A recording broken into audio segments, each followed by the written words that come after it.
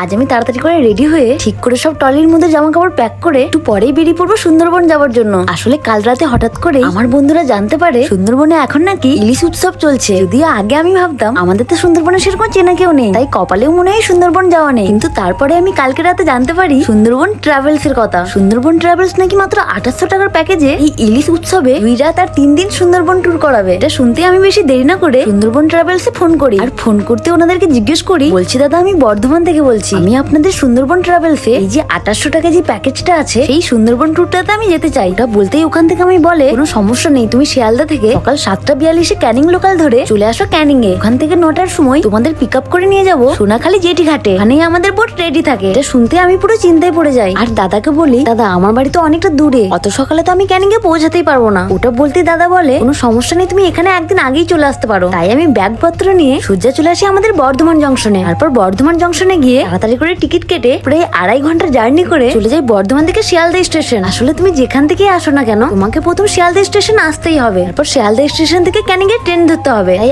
আমিও তাড়াতাড়ি করে ব্যাগ ট্যাগ রেখে শিয়ালদা থেকে ক্যানিং যাওয়ার জন্য টিকিট কেটে নিই। তবে এরই মাঝে একটা কথা না বললেই নয়, সুন্দরবন ট্রাভেলস এর পক্ষ থেকে আমাকে পুরো বর্ধমান জংশন থেকে শুরু করে শিয়ালদাতে নেমে ক্যানিং এর টিকিট কাটা পর্যন্ত আমাদেরকে এত সুন্দরভাবে গাইড করে, এটা সত্যি না বললে নয়। তারপর সুন্দরবনের ক্যানিং রেল স্টেশনে নামতে না নামতেই আমাদেরকে পিক আপ করার জন্য আগে থেকেই টোটো দাঁড়িয়ে আছে। সুন্দরবন ট্রাভেলস আমাদেরকে এত সুন্দরভাবে গাইড করে নিয়ে এসেছে, আমার তো একবারের জন্য মনে হয়নি যে এই জায়গাটা আমি প্রথমবার এসেছি। পুরো শিয়ালদা স্টেশন থেকে এই যে করুণাময়ী গেস্ট হাউসের রুম বুক করা পর্যন্ত সবকিছু খুব সুন্দরভাবে হ্যান্ডেল করে সুন্দরবন ট্রাভেল। যদিও আজকে ক্যানিং এর আসাটা ওনাদের প্যাকেজের মধ্যে পড়ে না, তারপরেও ওনারা এত সুন্দরভাবে আমাদের এই যে একটা অচেনা জায়গায় তো ভালোভাবে থাকার ব্যবস্থা করে দিয়েছে, এটাই তো অনেক বড় ব্যাপার। যাই হোক এখনো পর্যন্ত এই নতুন জায়গায় আমার কোনো সমস্যা হয়নি। এবার কাল সকাল থেকে আমাদের 40 জনের শুরু হবে টানা 2 রাত্রি আর 3 দিন সুন্দরবন ট্যুর।